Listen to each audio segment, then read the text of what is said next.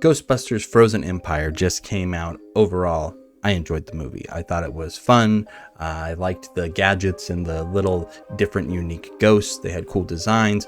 It's pretty much just a cartoon, right? It's the cartoon version of Ghostbusters brought to life, and I'm fine with that. It's definitely like a step down from the top tier Ghostbusters, the first one, and then Afterlife is a little bit below the first Ghostbusters, but it's kind of like on the same level. It's a little elevated, it feels like, just in like what it's trying to accomplish. The story in this one is a lot more simple. Again, these are not bad things. I think that if you enjoy Ghostbusters as the world of it, you probably like this movie.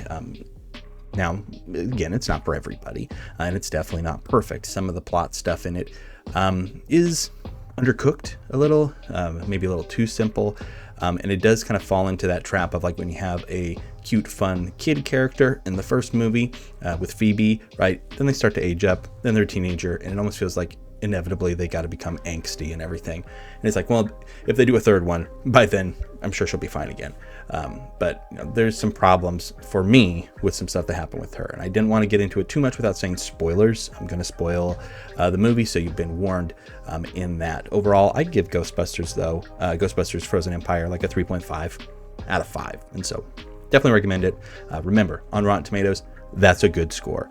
So people like to be like 70%, that's not good, but then at the same time be like, oh, it's fresh, that's only a 60 or better can get you fresh. So this is it's hard to discuss liking movies when it comes down to numbers and everything. But anyway, that's a different story. But anyway, when it comes down to this movie, I have one big problem with this story, and I imagine it's something that bothered other people too, but I could be wrong. But it really kind of took me out, which is hard to do with a movie like this. Like, obviously it's not going to be like, oh, something's not realistic or whatever. It's like, there's a bunch of ghosts running around and all that stuff. That doesn't bother me. It's a character thing that happens, and then the consequences that come from that decision. So I'm going to stop beating around the bush again. I'm going to just spoil the movie for you here. So Phoebe is feeling all sad and everything. She's kind of been kicked off the team because she's a little kid, and legally she probably shouldn't be working as a Ghostbuster anyway. And the movie treats this like it's a bad thing.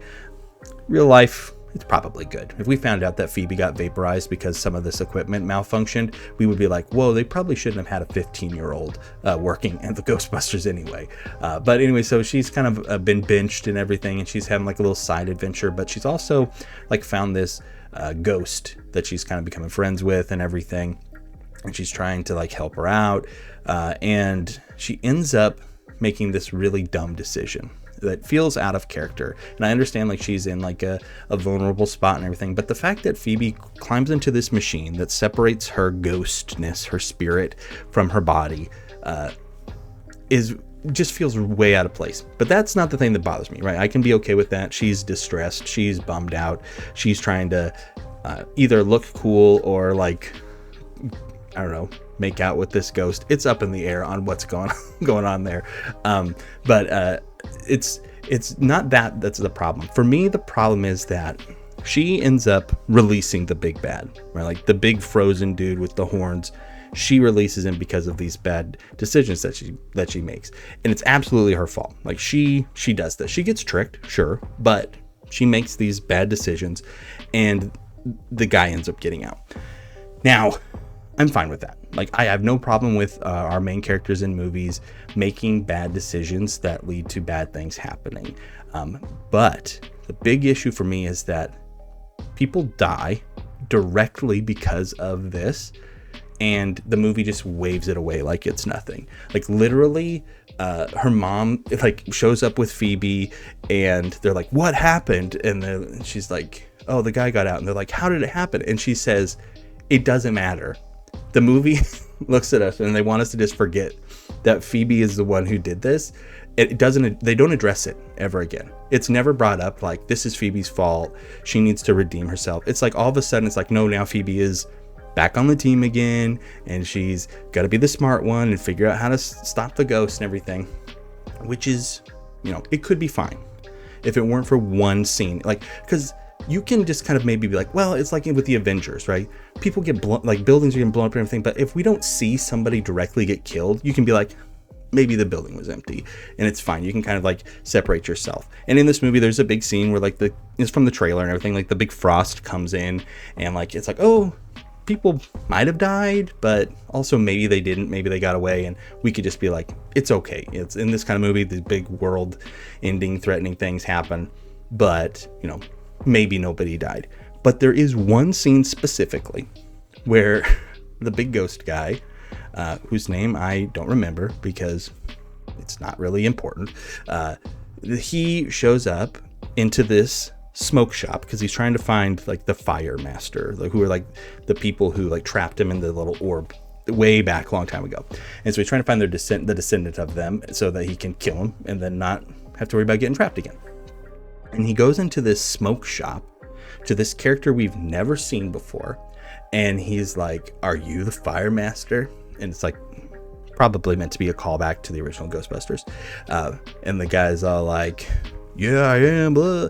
And then he freezes a guy to death and then shatters him and kills him. And as soon as that happened, I'm like, well, Phoebe killed that dude. Phoebe's body count 1. She directly killed that guy. If she hadn't done it, what she did in the movie, that guy wouldn't be dead.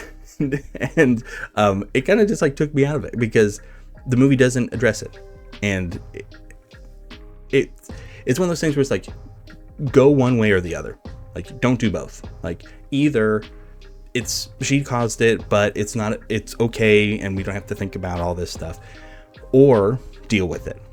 And the movie tries to do both, right? I mean, the scene by itself, it's kind of like a ominous scene and everything, kind of spooky or whatever. But like when it plays in with the movie as a whole, with the story, it just does not work, and it makes me question like all of the main characters and that they're like letting this stuff happen. It doesn't matter that you let the ghosts out. It doesn't matter that a bunch of people died. They're already blown up buildings and stuff, and that's like a joke. It's like, well, maybe they could have sliced somebody in half with that proton pack, but we didn't see it happen, so we're just gonna. They never say anyone got actually hurt, so it's okay. It doesn't matter.